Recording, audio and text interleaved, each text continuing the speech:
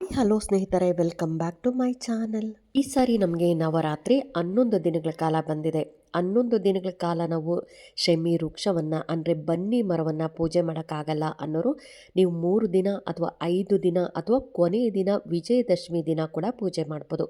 ಹಾಗಾಗಿ ವಿಜಯದಶಮಿ ಯಾವ ದಿನ ಬಂದಿದೆ, ನಾವು ಎಷ್ಟು ಗಂಟೆಗೆ ಬನ್ನಿ ಮರದ ಪೂಜೆಯನ್ನು ಮಾಡಬೇಕು, ಮತ್ತು ಬನ್ನಿ ಮರಕ್ಕೆ ನಾವು ಮಡಲಕ್ಕಿಯನ್ನು ಯಾವ ರೀತಿಯಾಗಿ ಕಟ್ಟಬೇಕು, ಬನ್ನಿ ಮರ ಎಷ್ಟು ಪ್ರದಕ್ಷಿಣೆಯನ್ನು ಹಾಕಬೇಕು, ಪ್ರಸಾದ ಯಾವ ರೀತಿಯಾಗಿ ಇಡಬೇಕು, ಇನ್ನು ಬನ್ನಿ ವೃಕ್ಷದ ಎಲೆಯನ್ನು ತಗೊಂಬಂದು ನಾವು ಮನೆಯಲ್ಲಿ ಪೂಜೆ ಮಾಡಿ ಕೆಂಪು ಬಟ್ಟೆಯಲ್ಲಿ ಕಟ್ಟಿ ಅದನ್ನು ಯಾವ ಜಾಗದಲ್ಲಿ ಇಡಬೇಕು ಅಂತ ಕೂಡ ತಿಳಿಸ್ಕೊಡ್ತಾ ಇದ್ದೀನಿ. ನವರಾತ್ರಿ ಆರಂಭ ಆಗಿರೋದು ಸೆಪ್ಟೆಂಬರ್ 22ನೇ ತಾರೀಕು ಸೋಮವಾರ ಪ್ರಾರಂಭ ಆಗಿದೆ.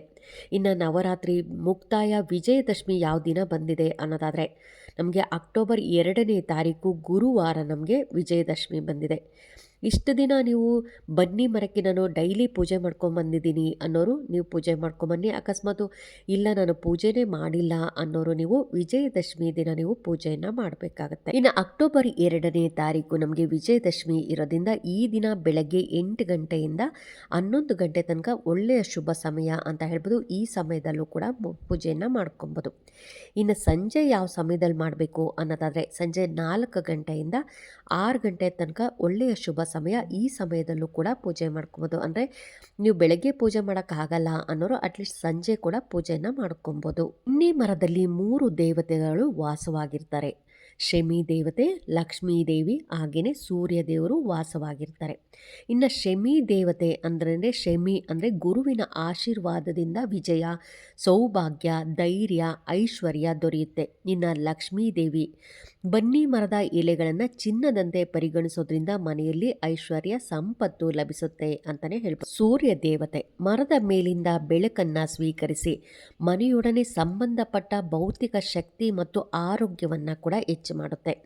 ಶಮಿ ವೃಕ್ಷದಲ್ಲಿ ಈ 3 ದೇವತೆಗಳನ್ನು ಪೂಜಿಸೋದ್ರಿಂದ ನಮಗೆ ವಿಜಯ, ಸೌಭಾಗ್ಯ ಲಭಿಸುತ್ತೆ. ಇನ್ನು ನವರಾತ್ರಿ ಅಂತಿಮ ದಿನ ವಿಜಯದಶಮಿ ದಿನ ಬನ್ನಿ ಮರವನ್ನು ನಾವು ಪೂಜೆ ಮಾಡೋದ್ರಿಂದ ವಿಜಯ, ಧೈರ್ಯ, ಆರೋಗ್ಯ ಅನ್ನೋದು ಲಭಿಸುತ್ತೆ. ಬನ್ನಿ ಮರಕ್ಕೆ ನಾವು ಯಾವ ರೀತಿಯಾಗಿ ಮಡ್ಲಕ್ಕಿ ಕಟ್ಟಬೇಕು ಅನ್ನೋದಾದರೆ ಒಂದು ಗ್ರೀನ್ ಕಲರ್ ಬ್ಲೌಸ್ ಪೀಸನ್ನು ತೊಗೊಬೇಕಾಗತ್ತೆ. ಅದರಲ್ಲಿ 3 ಇಡಿ ಆಗಷ್ಟು ಅಕ್ಕಿಯನ್ನು ಹಾಕಿ 1 ಡಜನ್ ಆಗಷ್ಟು ಬಳೆಯನ್ನು ಇಡಬೇಕಾಗುತ್ತೆ. ಅರಿಶಿನ, ಕುಂಕುಮ, ಎಲೆ, ಅಡಿಕೆ, ಅದ್ರ ಜೊತೆ ಸ್ವಲ್ಪ ಕಾಯಿನ್ ಅಂದರೆ 11 ರೂಪಾಯಿ, 21 ರೂಪಾಯಿ ಈ ರೀತಿಯಾಗಿ ಇಡಬೇಕು. ಒಂದು ಚಿಕ್ಕದಾಗಿರುವಂಥ ತೆಂಗಿನಕಾಯಿ, 1 ಹಚ್ಚು ಬೆಲ್ಲ, ಹಾಗೆಯೇ ಬಳೆ ಬಿಚ್ಚೋಲೆ ಅಂತ ಬರುತ್ತೆ ಅದನ್ನು ಕೂಡ ಇಡಬೇಕು. ಅದ್ರ ಜೊತೆ ಸ್ವಲ್ಪ ಹೂವನ್ನು ಇಡಬೇಕಾಗತ್ತೆ. ಇನ್ನು ಕೊಬ್ಬರಿ ಬಟ್ಲು ಇಡೋರು ಕೊಬ್ಬರಿ ಬಟ್ಲು ಹಾಗೆಯೇ ಬೆಲ್ಲವನ್ನು ಕೂಡ ಇಡ್ತಾರೆ. ಇಷ್ಟನ್ನು ನೀವು ಗ್ರೀನ್ ಬಟ್ಟೆಯಲ್ಲಿ ಗಂಟು ಕಟ್ಟಿ ಈ ರೀತಿಯಾಗಿ ಶಮಿ ವೃಕ್ಷಕ್ಕೆ ನೀವು ಲಕ್ಕಿಯನ್ನು ಮರಕ್ಕೆ ಈ ರೀತಿಯಾಗಿ ಕಟ್ಟಿ ನಂತರ ಪೂಜೆಯನ್ನು ಮಾಡಬೇಕು. ಅಕಸ್ಮಾತ್ ನಾನು ಯಾವತ್ತೂ ಮಾಡಿಲ್ಲ, ಮಾಡೋಕ್ಕಾಗಲ್ಲ ಅನ್ನೋರು ಬಿಡಿ, ಮಾಡೋದು ಬೇಡ. ಅಕಸ್ಮಾತ್ ಮಾಡ್ತೀನಿ ಅನ್ನೋರು ಈ ರೀತಿಯಾಗಿ ನೀವು ಮಾಡ್ಬೋದು. ಇನ್ನು ನಂತರ ಪೂಜೆ ಯಾವ ರೀತಿಯಾಗಿ ಮಾಡಬೇಕು ಅನ್ನೋದಾದರೆ ನೀವು ಶಮಿ ವೃಕ್ಷಕ್ಕೆ ಅಂದರೆ ಬನ್ನಿ ಮರಕ್ಕೆ ಅರಿಶಿನ, ಕುಂಕುಮವನ್ನು ಹಚ್ಚಬೇಕಾಗತ್ತೆ. ನಂತರ ಹೂಗಳನ್ನು ಅರ್ಪಿಸಿ ನೀವು ಹಾಲು ಮತ್ತು ನೀರನ್ನು ಮಿಕ್ಸ್ ಮಾಡಿ ಬನ್ನಿ ಮರಕ್ಕೆ ಅರ್ಪಣೆಯನ್ನು ಮಾಡಬೇಕು. ಇನ್ನು ಬನ್ನಿ ಮರದ ಬುಡದಲ್ಲಿ ನೀವು ಒಂದು ದೀಪವನ್ನು ಹಚ್ಚಬೇಕಾಗುತ್ತೆ. ತುಪ್ಪದ್ದಾದರೂ ಪರವಾಗಿಲ್ಲ ಅಥವಾ ನೀವು ಎಣ್ಣೆ ದೀಪವನ್ನು ಕೂಡ ಹಚ್ಚಬೇಕಾಗತ್ತೆ. ಇನ್ನು ಅಲ್ಲೇ ಕೂತ್ಕೊಂಡು ನೀವು ಪ್ರದಕ್ಷಿಣೆಯನ್ನು ಹಾಕಬೇಕು. ಎಷ್ಟು ಪ್ರದಕ್ಷಿಣೆ ಹಾಕಬೇಕು ಅನ್ನೋದಾದರೆ 21 ಪ್ರದಕ್ಷಿಣೆಯನ್ನು ಹಾಕಬೇಕು. ಇಲ್ಲ ಅಲ್ಲೇ ಬುಡದಲ್ಲಿ ಇರುವೆ ಎಲ್ಲ ಇರುತ್ತೆ, ಅಲ್ಲಿ ತೊಗೊಂಡೋಗಿ ನೀವು ಕಲ್ಸಕ್ಕರೆನ ಹಾಕ್ಬೋದು. ಕೆಂಪು ಕಲ್ಸಕ್ಕರೆ ಅಥವಾ ಬಿಳಿ ಕಲ್ಸಕ್ಕರೆ ಯಾವುದಾದ್ರೂ ಪರವಾಗಿಲ್ಲ, ಚೆನ್ನಾಗಿ ಅದು ಪುಡಿ ಮಾಡಿ ತೊಗೊಂಡೋಗಿ ಹಾಕ್ಬೋದು. ಅಕಸ್ಮಾತ್ ಇಲ್ಲ ಕಲ್ಸಕ್ಕರೆ ಇರಲಿಲ್ಲ ಅಂದರೆ ನಿಮ್ಮ ಮನೆಯಲ್ಲಿ ಸಕ್ಕರೆ ಮತ್ತು ರವೆಯನ್ನು ಮಿಕ್ಸ್ ಮಾಡಿಕೊಂಡು ತೊಗೊಂಡೋಗಿ ನೀವು ಆ ಶಮಿ ವೃಕ್ಷದ ಬುಡದಲ್ಲಿ ಹಾಕೋದ್ರಿಂದ ಅಲ್ಲಿ ಇರುವೆಗಳೆಲ್ಲ ಇರುತ್ತೆ, ಆ ಇರುವೆಗಳಿಗೂ ಆಹಾರ ಕೂಡ ಆಗುತ್ತೆ. ಅಲ್ಲೇ ಮರದ ಹತ್ರ ನಿಂತ್ಕೊಂಡು ಸಂಕಲ್ಪವನ್ನು ಮಾಡ್ಕೊಬೇಕು. ನಿಮಗೇನು ಕೆಲಸ ಆಗಬೇಕು ಅದನ್ನು ಸಂಕಲ್ಪವನ್ನು ಮಾಡಿಕೊಂಡು ಈ ಮಂತ್ರವನ್ನು ನೀವು 11 ಸಾರಿ ಅಥವಾ 21 ಸಾರಿ ಅಥವಾ 108 ಬಾರಿ ಕೂಡ ಹೇಳ್ಕೊಬೋದು. ಮಂತ್ರ ಯಾವುದು ಅನ್ನೋದಾದರೆ ಓಂ ಶ್ರೀಂ ಹ್ರೀಂ ಕ್ಲೀಂ ವಿಜಯಾಯೇ ನಮಃ. ಓಂ ಶ್ರೀಂ ಹ್ರೀಂ ಕ್ಲೀಂ ವಿಜಯಾಯೇ ನಮಃ ಅನ್ನೋ ಮಂತ್ರವನ್ನು ನೀವು ಆದಷ್ಟು ನೀವು 11 ಸಾರಿ ಅಥವಾ 21 ಸಾರಿ ಅಥವಾ 108 ಸಾರಿ ಹೇಳ್ಕೊಬೇಕಾಗತ್ತೆ. ಇನ್ನು ಜಪಿಸಿದ ನಂತರ ನೀವು ಆ ಬನ್ನಿ ಮರದ ಎಲೆಗಳನ್ನು ಸ್ವಲ್ಪ ತೊಗೊಬೇಕಾಗತ್ತೆ. ಆ ಬನ್ನಿ ಮರದ ಎಲೆಗಳನ್ನು ತಗೊಂಡು ಅದಕ್ಕೂ ಕೂಡ ಅರಿಶಿನ, ಕುಂಕುಮವನ್ನು ಹಚ್ಚಿ ನೀವು ದೇವಿಗೆ ಸಮರ್ಪಿಸಿ ತಲೆ ಮೇಲೆ ಇಟ್ಕೊಂಡ್ರೆ ಶ್ರೇಯಸ್ಕರ. ಇದು ವಿಜಯ, ಧೈರ್ಯ, ಐಶ್ವರ್ಯ ಮತ್ತು ಸೌಭಾಗ್ಯವನ್ನು ಲಭಿಸುತ್ತೆ ಅಂತಲೇ ಹೇಳ್ಬೋದು. ಬನ್ನಿ ಎಲೆಗಳನ್ನು ಚಿನ್ನದಂತೆ ಪರಿಗಣಿಸೋದ್ರಿಂದ ಮನೆಯಲ್ಲಿ ಲಕ್ಷ್ಮೀ ಕೃಪೆ ಕೂಡ ಹೆಚ್ಚಾಗುತ್ತೆ. ಮನೆಗೆ ನೀವು ಸ್ವಲ್ಪ ಬನ್ನಿ ಮರದ ಎಲೆಯನ್ನು ತಗೊಂಬಂದು ಮನೆಯಲ್ಲಿ ಮಹಾಲಕ್ಷ್ಮಿ ಫೋಟೋ ಮುಂದೆ ಒಂದು ತಟ್ಟೆಯಲ್ಲಿ ಮಹಾಲಕ್ಷ್ಮಿ ಫೋಟೋ ಮುಂದೆ ಇಟ್ಟು ಮಹಾಲಕ್ಷ್ಮಿಗೆ ಒಂದು ತುಪ್ಪದ ದೀಪವನ್ನು ಹಚ್ಚಬೇಕಾಗತ್ತೆ. ತುಪ್ಪದ ದೀಪವನ್ನು ಹಚ್ಚಿ ಆ ಏನು ಕೆಂಪು ಬಟ್ಟೆಯಲ್ಲಿ ನೀವು ಆ ಶಮಿ ಎಲೆಯನ್ನು ತಂದಿರ್ತೀರಲ್ಲ ಅದನ್ನು ಕೆಂಪು ಬಟ್ಟೆಯಲ್ಲಿ ಇಟ್ಟು ಅದಕ್ಕೂ ಕೂಡ ಒಂದು ಸ್ವಲ್ಪ ಅರಿಶಿನ ಕುಂಕುಮ ಹಾಗೆಯೇ ಅಕ್ಷತೆಯನ್ನು ಹಾಕಿ ನೀವು ನಮಸ್ಕಾರವನ್ನು ಮಾಡಿಕೊಂಡು ಅದನ್ನು ಗಂಟು ಕಟ್ಟಬೇಕಾಗತ್ತೆ. ನೀವು ವಿಜಯದಶಮಿ ದಿನ ಅಂದರೆ ಗುರುವಾರ ದಿನ ಬೆಳಗ್ಗೆಯಿಂದ ರಾತ್ರಿ ತನಕ ಯಾವ ಸಮಯದಲ್ಲಾದರೂ ಮಾಡ್ಬೋದು ಸ್ನೇಹಿತರೆ. ಇದನ್ನು ಮನೆಗೆ ತೊಗೊಂಬಂದಮೇಲೆ ಈ ರೀತಿಯಾಗಿ ಕೆಂಪು ಬಟ್ಟೆಯಲ್ಲಿ ಗಂಟು ಕಟ್ಟಿ ನೀವು ಅದನ್ನು ಕ್ಯಾಶ್ ಬಾಕ್ಸಲ್ಲಿ ಇಡಬೇಕಾಗತ್ತೆ. ಕ್ಯಾಶ್ ಬಾಕ್ಸಲ್ಲಿ ಇಡಬೇಕಂದ್ರೂ ನಮ್ಮ ಮನೆಯಲ್ಲಿ ಸಮೃದ್ಧಿ ಅನ್ನೋದು ಹೆಚ್ಚಾಗಲಿ, ನಾವು ದುಡಿದಂಥ ಹಣ ನಮ್ಮ ಮನೆಯಲ್ಲಿ ಉಳಿಯುವಂತಾಗಲಿ, ನಮಗೆ ಇನ್ನೂ ದುಡಿಯೋದಕ್ಕೆ ಹೆಚ್ಚು ಹೆಚ್ಚು ಅವಕಾಶಗಳು ಕೂಡಿ ಬರಲಿ, ನಮ್ಮ ಮನೆಯಲ್ಲಿ ಸುಖ ಶಾಂತಿ ನೆಮ್ಮದಿ ಅನ್ನೋದು ನೆಲೆಸಲಿ, ನಾವು ಆರೋಗ್ಯವಂತರಾಗಿರಲಿ ಅಂತ ನೀವು ಬೇಡ್ಕೊತ ನೀವು ಅದನ್ನು ಗಂಟನ್ನು ತೊಗೊಂಡೋಗಿ ನಿಮ್ಮ ಕ್ಯಾಶ್ ಬಾಕ್ಸಲ್ಲಿ ಇಡಬೇಕಾಗತ್ತೆ. ಇನ್ನು ಎಷ್ಟು ದಿನಗಳ ಕಾಲ ಇರಬೇಕು ಅನ್ನೋದಾದರೆ ಮುಂದಿನ ವರ್ಷ ವಿಜಯದಶಮಿ ತನಕ ಆ ಕ್ಯಾಶ್ ಬಾಕ್ಸಲ್ಲೇ ಇಡಬೇಕಾಗತ್ತೆ. ನಿಮ್ಮ ಮಧ್ಯ ಏನಾದರೂ ತೆಗೆದು ನಾನು ಪೂಜೆ ಮಾಡ್ತೀನಿ ಅನ್ನೋರು ಅಟ್ಲೀಸ್ಟ್ ಅಮಾವಾಸ್ಯೆ ಹುಣ್ಣಿಮೆಗಳ ದಿನ ನೀವು ಆ ಗಂಟನ್ನು ತೆಗೆದು ದೇವ್ರ ಮನೇಲಿಟ್ಟು ಪೂಜೆ ಮಾಡಿ ನಂತರ ನೀವು ಅದನ್ನು ಕ್ಯಾಶ್ ಬಾಕ್ಸಲ್ಲಿ ಇಡಬೇಕಾಗತ್ತೆ. ಇನ್ನು ಅಂಗಡಿ ಇದೆ, ಶಾಪ್ ಇದ್ದೀನಿ ಅಂದರೆ ಶಾಪ್ಗೂ ಕೂಡ ನೀವು ಈ ರೀತಿಯಾಗಿ ಕೆಂಪು ಬಟ್ಟೆಯಲ್ಲಿ ಕಟ್ಟಿ ಇಡೋದ್ರಿಂದ ನಿಮ್ಮ ವ್ಯಾಪಾರ ಅಭಿವೃದ್ಧಿ ಅನ್ನೋದು ಹೆಚ್ಚಾಗ್ತಾ ಹೋಗುತ್ತೆ, ಧನಾಕರ್ಷಣೆ ಅನ್ನೋದು ಕೂಡ ಹೆಚ್ಚಾಗ್ತಾ ಹೋಗುತ್ತೆ. ಶಮಿ ವೃಕ್ಷನೇ ಇಲ್ಲ, ನಾನು ತುಂಬ ದೂರ ಹೋಗಬೇಕು ಅನ್ನೋರಾದರೆ ನೀವು ಈಗಲೇ ಎಲ್ಲಾದರೂ ನರ್ಸರಿಗಳಲ್ಲಿ ಕೂಡ ಚಿಕ್ಕ ಚಿಕ್ಕ ಗಿಡಗಳು ಕೂಡ ಸಿಗುತ್ತೆ. ಅದನ್ನು ತೊಗೊಂಬಂದು ನಿಮ್ಮ ಮನೆ ಹತ್ರ ಒಂದು ಪಾಟಲ್ಲಿ ಹಾಕ್ಕೊಂಡು ಕೂಡ ನೀವು ಪ್ರತಿದಿನ ಪೂಜೆ ಮಾಡಿದ್ರೆ ತುಂಬಾ ಒಳ್ಳೆಯದು ಸ್ನೇಹಿತರೆ. ಅಲ್ಲ, ನೀವು ತುಂಬ ದೂರ ಇದೆ ಹೋಗೋಕ್ಕಾಗಲ್ಲ ಅನ್ನೋರು ಒಂದು ಪಾಟಲ್ಲಿ ಹಾಕ್ಕೊಂಡು ಪೂಜೆ ಮಾಡಿ ವಿಜಯದಶಮಿ ದಿನ ಈ ರೀತಿಯಾಗಿ ನೀವು ಪೂಜೆ ಮಾಡ್ಬೋದು. ಅಕಸ್ಮಾತ್ ಇಲ್ಲ ನಮ್ಮ ಮನೆ ಹತ್ರ ಸ್ವಲ್ಪ ದೂರ ಇದ್ದರೂ ಹೋಗಿ ಬರ್ತೀನಿ ಅನ್ನೋರು ನೀವು ಈ ದಿನ ಹೋಗಿ ಪೂಜೆ ಮಾಡಿಕೊಂಡು ನೀವು ಆ ಶಮಿ ಎಲೆಯನ್ನು ತೊಗೊಂಬಂದು ನೀವು ಬೇರೆಯವ್ರಿಗೂ ಕೂಡ ಶಮಿ ಎಲೆಯನ್ನು ದೊಡ್ಡವ್ರಿಗೆಲ್ಲರಿಗೂ ಕೊಟ್ಟು ಮತ್ತು ಸ್ವಲ್ಪ ಉಳಿದ ಎಲೆಯನ್ನು ಈ ರೀತಿಯಾಗಿ ಕೆಂಪು ಬಟ್ಟೆಯಲ್ಲಿ ಕಟ್ಟಿ ನೀವು ಕ್ಯಾಶ್ ಬಾಕ್ಸಲ್ಲಿ ಇಡಬೇಕಾಗತ್ತೆ.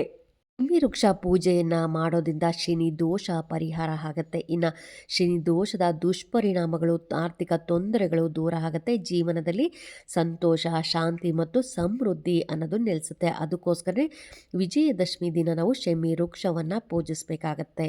ಶಮಿ ವೃಕ್ಷದ ಉಪಯೋಗಗಳನ್ನು ತಿಳ್ಕೊಳ್ಳೋದಾದರೆ ಹಿಂದೂಗಳು ಶಮಿ ಗಿಡವನ್ನು ಅತ್ಯಂತ ಪವಿತ್ರವೆಂದೇ ಪರಿಗಣಿಸಲಾಗುತ್ತೆ. ಶಮಿ ವೃಕ್ಷದ ಪೂಜೆ ಮಾಡಿದ್ರೆ ಶನಿ ದೇವರ ಕೋಪದಿಂದ ಕೂಡ ಪಾರಾಗ್ಬೋದು ಅಂತ ಕೂಡ ಹೇಳಲಾಗುತ್ತೆ. ಇನ್ನು ಧಾರ್ಮಿಕ ನಂಬಿಕೆಗಳ ಪ್ರಕಾರ ರಾಮಾಯಣ ಮತ್ತು ಮಹಾಭಾರತ ಎರಡರಲ್ಲೂ ಕೂಡ ಶಮಿ ಮರವನ್ನು ಕೂಡ ಉಲ್ಲೇಖವಾಗಿದೆ. ಇನ್ನು ರಾಮಾಯಣದಲ್ಲಿ ಲಂಕೆಯಲ್ಲಿ ಯುದ್ಧಕ್ಕೆ ಹೋಗುವ ಮೊದಲು ರಾಮನು ಶಮಿ ಗಿಡವನ್ನು ಪೂಜಿಸ್ತಾನೆ ಅಂತಲೇ ಹೇಳಲಾಗುತ್ತೆ. ಇನ್ನು ಮಹಾಭಾರತದಲ್ಲಿ ಅರ್ಜುನನನ್ನು ತನ್ನ ಗಾಂಡೀವ ಧನಸ್ಸನ್ನು ಶಮಿ ವೃಕ್ಷದ ಕೊಂಬೆಗಳಲ್ಲಿ ಬಚ್ಚಿಟ್ಟಿರುತ್ತಾನೆ. ಪಾಂಡವರು ತಮ್ಮ ವನವಾಸವನ್ನು ಮುಗಿಸಿದ ನಂತರ ಶಮಿ ಮರವನ್ನು ಪೂಜಿಸಿ ಕುರುಕ್ಷೇತ್ರ ಯುದ್ಧವನ್ನು ಗೆದ್ದರು ಎಂದು ಪುರಾಣಗಳಲ್ಲೂ ಕೂಡ ಹೇಳಲಾಗುತ್ತೆ. ಇನ್ನು ಭಾರತೀಯ ದಂತಕಥೆಗಳ ಪ್ರಕಾರ ರಾಮ ಮತ್ತು ಅರ್ಜುನನು ಶಮಿ ವೃಕ್ಷವನ್ನು ಪೂಜಿಸಿ ಆಶೀರ್ವಾದ ಪಡೆದರು. ಆದ್ದರಿಂದ ಅಂತಹ ಮಹಾನ್ ಪುರುಷರು ಪೂಜಿಸಿದ ಶಮಿ ದೇವರ ಸಮಾನ ಪವಿತ್ರವೆಂದೇ ಪರಿಗಣಿಸಲಾಗುತ್ತೆ. ಶಮಿ ವೃಕ್ಷ ಮನೆಯಲ್ಲಿದ್ದರೆ ಶನಿಯ ಕೃಪೆ ನಿಮ್ಮ ಮೇಲಿದ್ದಂತೆ. ಪೂಜೆ ಯಜ್ಞ ಅಥವಾ ಹವನದ ಸಮಯದಲ್ಲಿ ನೀವು ದೇವತೆಗಳಿಗೆ ಶಮಿ ಎಲೆಯನ್ನು ಅರ್ಪಿಸೋದ್ರಿಂದ ಪರಿಸರವನ್ನು ಶುದ್ಧೀಕರಿಸುತ್ತೆ ಮತ್ತು ದೇವರ ಆಶೀರ್ವಾದ ಕೂಡ ದೊರೆಯುತ್ತೆ. ಇನ್ನು ಶಮಿ ಮರವು ಗಾಳಿಯನ್ನು ಶುದ್ಧೀಕರಿಸುತ್ತೆ. ಇದು ಸಸ್ಯಗಳಂತೆ ಇದು ಹಾನಿಕಾರಕ ಮಾಲಿನ್ಯಕಾರಕವನ್ನು ಹೀರಿಕೊಳ್ಳುತ್ತೆ ಮತ್ತು ಆಮ್ಲಜನಕವನ್ನು ಬಿಡುಗಡೆ ಮಾಡುತ್ತೆ. ಗಾಳಿಯ ಗುಣಮಟ್ಟವನ್ನು ಸುಧಾರಿಸಲು ಸಹಾಯ ಕೂಡ ಮಾಡುತ್ತೆ. ನಿಮಗೆ ಸ್ವಚ್ಛ ಆಹ್ಲಾದಕರ ವಾತಾವರಣವನ್ನು ಕೂಡ ನೀಡುತ್ತೆ. ಇನ್ನು ಮನೆಯ ಸುತ್ತಲೂ ಹಸಿರು ಗಿಡಗಳಿದ್ದರೆ ಸುಂದರವಾಗಿರುತ್ತೆ. ಅದರಲ್ಲೂ ಶಮಿ ಸಸ್ಯದ ಉಪಸ್ಥಿತಿಯು ಮನಸ್ಸನ್ನು ಶಾಂತಗೊಳಿಸುತ್ತೆ, ಮನಸ್ಸಿಗೆ ಸಮಾಧಾನ ನೀಡುತ್ತೆ. ಇದರ ಹಸಿರ ಎಲೆಗಳು, ಗುಲಾಬಿ ಹಾಗೂ ಹಳದಿ ಹೂಗಳು ವಿಶ್ರಾಂತಿಯ ಭಾವವನ್ನು ನೀಡುತ್ತೆ, ಒತ್ತಡವನ್ನು ಕಡಿಮೆ ಮಾಡಲು ಸಹಾಯ ಮಾಡುತ್ತೆ, ಶಾಂತಿಯುತ ವಾತಾವರಣವನ್ನು ಕೂಡ ಸೃಷ್ಟಿ ಮಾಡುತ್ತೆ. ಇನ್ನು ಆಯುರ್ವೇದದಲ್ಲೂ ಕೂಡ ಶಮಿ ವೃಕ್ಷದ ಎಲೆಗಳನ್ನು ಬಳಸಲಾಗುತ್ತೆ. ಸಾಂಪ್ರದಾಯಿಕ ಭಾರತೀಯ ಔಷಧಿ ಪದ್ಧತಿ. ಶಮಿ ಸಸ್ಯದ ವಿವಿಧ ಭಾಗಗಳಾದ ಎಲೆಗಳನ್ನು ಮತ್ತು ತೊಗಟೆಗಳು ಔಷಧೀಯ ಗುಣಗಳನ್ನು ಹೊಂದಿವೆ. ಶಮಿಯ ಎಲೆಗಳನ್ನು ಪೇಸ್ಟನ್ನು ಚಿಕಿತ್ಸೆಗಾಗಿ ಬಳಸಲಾಗುತ್ತೆ. ಇದನ್ನು ಮುಖದ ಮೇಲೆ ಉಜ್ಜೋದ್ರಿಂದ ದದ್ದುಗಳಿಂದ ಉಂಟಾಗುವ ಕಿರಿಕಿರಿ ಮತ್ತು ತುರಿಕೆ ಕೂಡ ನಿವಾರಣೆ ಆಗುತ್ತೆ. ಇನ್ನು ಮರದ ತೊಗಟೆಯಿಂದ ಮಾಡಿದ ಪುಡಿಯನ್ನು ನೀವು ಅನೇಕ ರೋಗಗಳ ಚಿಕಿತ್ಸೆಯಲ್ಲಿ ಬಳಸಲಾಗುತ್ತೆ. ಶಮಿ ಮರವನ್ನು ಚರ್ಮ ರೋಗಗಳು ಮತ್ತು ಉಸಿರಾಟದ ಸಮಸ್ಯೆಗೆ ಸಂಬಂಧಿಸಿದ ಕಾಯಿಲೆಗಳಿಗೆ ಚಿಕಿತ್ಸೆ ನೀಡಲು ಬಳಸಲಾಗುತ್ತೆ. ನೋಡಿದ್ರಲ್ಲ ಸ್ನೇಹಿತರೆ, ಶಮಿ ವೃಕ್ಷವನ್ನು ನಾವು ಯಾವ ರೀತಿಯಾಗಿ ಪೂಜೆ ಮಾಡಬೇಕು. ಶಮಿ ಎಲೆಗಳನ್ನು ತೊಗೊಂಬಂದು ನಾವು ಕೆಂಪು ಬಟ್ಟೆಯಲ್ಲಿ ಕಟ್ಟಿ ಕ್ಯಾಶ್ ಬಾಕ್ಸಲ್ಲಿರೋದ್ರಿಂದ ನಮ್ಮ ಮನೆಯಲ್ಲಿ ಮಹಾಲಕ್ಷ್ಮಿ ಶಾಶ್ವತವಾಗಿ ನಿಲ್ದು ನಮ್ಮ ಎಲ್ಲ ಕಷ್ಟಗಳನ್ನು ಬಗೆಹರಿಸ್ತಾಳೆ ಅಂತ ಹೇಳ್ತಾ, ಈ ವಿಡಿಯೋ ಹೇಗನ್ನಿಸ್ತು ಅಂತ ಕಾಮೆಂಟ್ ಸೆಕ್ಷನಲ್ಲಿ ಕಾಮೆಂಟ್ ಮಾಡಿ, ಲೈಕ್ ಮಾಡಿ, ಶೇರ್ ಮಾಡಿ. ಇನ್ನೂ ನನ್ನ ಚಾನಲ್ಗೆ ಯಾರೆಲ್ಲ ಸಬ್ಸ್ಕ್ರೈಬ್ ಮಾಡದೆ ಹಾಗೇ ನೋಡ್ತಾ ಇದ್ದರೆ ಎಲ್ಲರೂ ಸಬ್ಸ್ಕ್ರೈಬ್ ಮಾಡ್ಕೊಳ್ಳಿ. ಪಕ್ಕದಲ್ಲಿರೋಂಥ ಬೆಲ್ ಐಕನ್ ಪ್ರೆಸ್ ಮಾಡೋದ್ರಿಂದ ನಾನು ಹಾಕೋ ವೀಡಿಯೋಗಳೆಲ್ಲ ಬೇಗ ಬಂದು ತಲುಪುತ್ತೆ. ಈ ವಿಡಿಯೋಗೆ ಒಂದು ಲೈಕ್ ಕೊಡೋದು ಮಾತ್ರ ಮಿಸ್ ಮಾಡಿಬಿಡಿ. Thank you.